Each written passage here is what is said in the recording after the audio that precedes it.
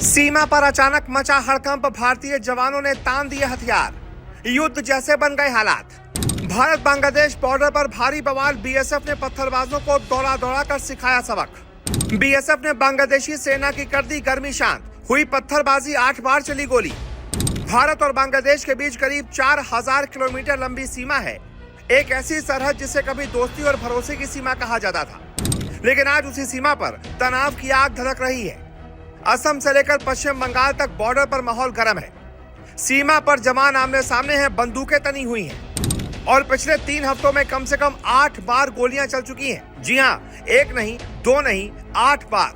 अब सवाल उठता है कि आखिर अचानक ऐसा क्या हुआ कि भारत की बीएसएफ और बांग्लादेश की बीजीबी के बीच रिश्ते इतने तनावपूर्ण हो गए। क्या मामला सिर्फ घुसपैठ और तस्करी का है या इसके पीछे कोई बड़ी साजिश छिपी है?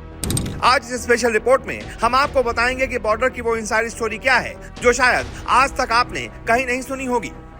ये कहानी शुरू होती है 6 मई से। 6 मई के बाद सीमा पर अचानक तनाव बढ़ना शुरू हो जाता है। सबसे ज्यादा तनाव उन इलाकों में देखा जाता है जहां भारत तेजी से कटीले तारों की फेंसिंग कर रहा है। भारत साफ कह चुका है कि सीमा का एक इंच सुरक्षित किया जाएगा, लेकिन यही बात सीमा पार बैठे नेटवर्क को चुभ रही है, क्योंकि जहां फेंसिंग लगती है वहां घुसपैठ रुक जाती है, जहां फेंसिंग लगती है वहां तस्करी बंद हो जाती है, और जहां तस्करी बंद होती है वहां करोड़ों का काला कारोबार खत्म होने लग जाता है। यही वजह है कि सीमा पर तनाव बढ़ता चला गया। 9 मई के बाद से अब तक धक्का मुक्की, हिंसक झड़प और ओपन फायरिंग की कई घटनाएं सामने आ चुकी हैं। कई जगह बीजेपी ने भारत पर आरोप लगाए तो कई जगह बीएसएफ को मजबूरी में सख्त कार्रवाई करनी पड़ी। अब जरा बांग्लादेश के आरोप सुनिए। बीजेपी का दावा है कि 16 मई को ब्राह्मण बारिया इलाके में बीएसएफ ने सैकड़ों भारतीय नागरिकों को जबरन बांग्लादेश की तरफ धकेलने की कोशिश की। सिलहट इलाके में हुई फायरिंग का आरोप भी भारत पर लगाया गया। बीजेपी कह रही है कि बीएसएफ 0 पॉइंट के नियम तोड़ रही है, लेकिन क्या पूरी कहानी सिर्फ इतनी है? तो जवाब है बिल्कुल नहीं। बीएसएफ का पक्ष इससे कहीं ज्यादा गंभीर तस्वीर दिखाता है। भारत का कहना है कि सीमा पर अब सिर्फ कैटल स्मगलिंग नहीं हो रही, बल्कि बड़े स्तर पर ह्यूमन ट्रैफिकिंग, सिंथेटिक ड्रग्स और अवैध घुसपैठ का नेटवर्क सक्रिय है। जब बीएसएफ इन तस्करों को पकड़ने जाती है तो सीमा पार से सैकड़ों लोगों की भीड़ इकट्ठा कर दी जाती है। इन लोगों को इंसानी ढाल की तरह इस्तेमाल किया जाता है ताकि तस्कर बच निकले।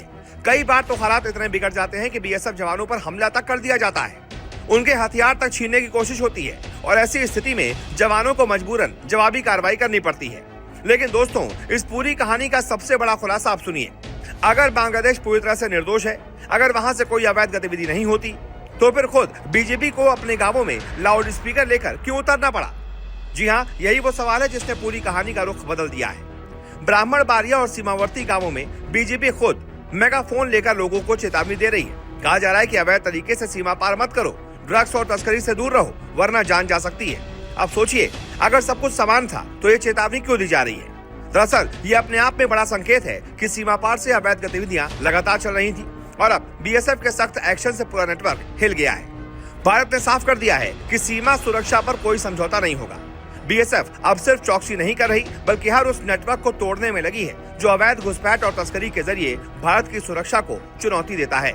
सीमा पर लगातार फ्लैग मीटिंग्स हो रही हैं, तनाव कम करने की कोशिशें भी चल रही हैं, लेकिन भारत का संदेश बिल्कुल साफ है।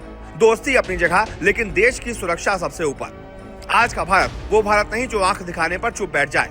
अब भारत जवाब देता है और आर पार कर देता है। सीमा पर खड़े बीएसएफ जवान आज सिर्फ बॉर्डर नहीं बचा रहे, वो देश की संप्रभुता, देश की सुरक्षा और 140 करोड़ भारतीयों के विश्वास की रक्षा कर रहे हैं। अब आप बताइए, क्या भारत को सीमा पर और ज्यादा सख्ती करनी चाहिए? क्या अवैध घुसपैठ और तस्करी के खिलाफ ऐसे ही एक्शन जरूरी है? कमेंट में अपनी राय जरूर दें। और अगर आप चाहते हैं कि देश की ऐसी ही बड़ी खबरों का आर पार विश्लेषण करते रहें, तो वीडियो को लाइक करें, चैनल को सब्सक्राइब करें, बेल आइकन जरूर दबा दें, क्योंकि यहाँ खबर नहीं, राष्ट्रहित सबसे पहले दिखाया जाता है। जय हिंद।